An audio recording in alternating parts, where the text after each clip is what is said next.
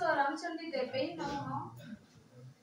आज सारस्वत समारोह को सम्मान सहित मंचासन थिबा अतिथि वृंद उपस्थित समस्त सज्जन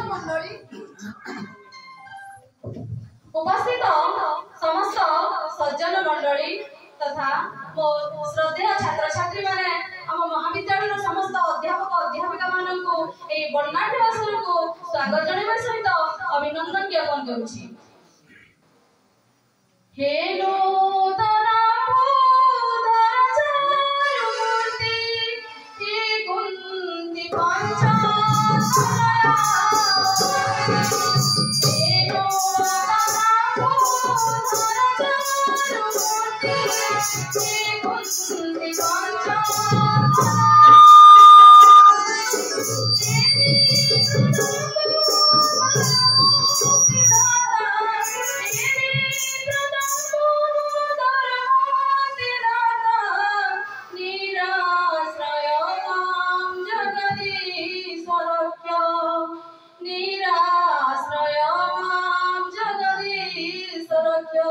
जय जगन्नाथ।